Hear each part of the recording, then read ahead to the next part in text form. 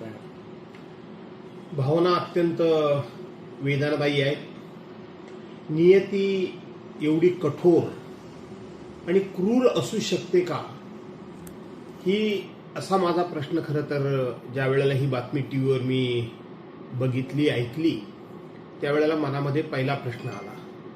एक अत्यंत कर्तव्य कठोर, शब्दाचा पक्का, दिवस रात्र या महाराष्ट्राच्या विकासाकरता, भविष्याकरता, भवितव्याकरता धडपडणारा नेता आणि दिवसातले 24 तास सुद्धा कमी पडतील इतकं काम करणारा नेता हा दुर्दैवानं आपल्या सर्वांच्या मधून आज निघून गेलेला आहे, हरपलेला आहे.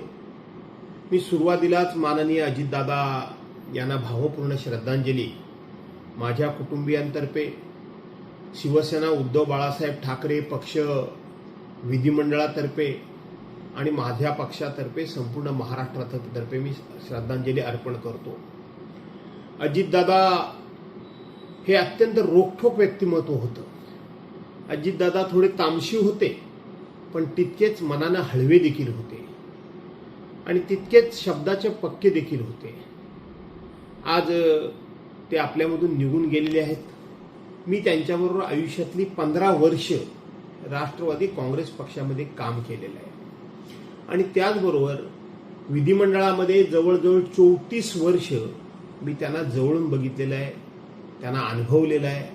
त्यांचा स्वभाव, त्यांची वागण्याची पद्धत, त्यांची काम करण्याची हातोटी ही मी जवळून अभ्यासलेली देखील आहे. अजितदादा आपल्या सर्वांमधून जाण्यात नुकसान फक्त पवार कुटुंबियांचं नाही झालं, तर संपूर्ण महाराष्ट्र राज्याचं झालं. महाराष्ट्रातल्या प्रत्येक नागरिकाला, पक्ष कुठलाही असू द्या, पण त्या पक्षातल्या माणसाला कुठे ना कुठेतरी असा एक हळवा कोपरा, हळवा विचार होता की अजितदादा एक ना एक दिवस या महाराष्ट्राचे मुख्यमंत्री झाले पाहिजे, असं प्रत्येकाला वाटत होतं. ते प्रत्येकाचं स्वप्न, ते अजितदादांचं देखील स्वप्न होतं की मला एक ना एक दिवस राज्याचा मुख्यमंत्री होण्याची संधी मिळावी. ही सगळी स्वप्न आजच्या अपघातामध्ये पूर्णपणे धुळीस मिळाली, जळून खाक झाली आणि आज अजितदादा आपल्या सर्वांना सोडून गेलेले आहेत. याचा प्रचंड असा या ठिकाणी धक्का तर आहेच, पण अतीव दुःख होते मला.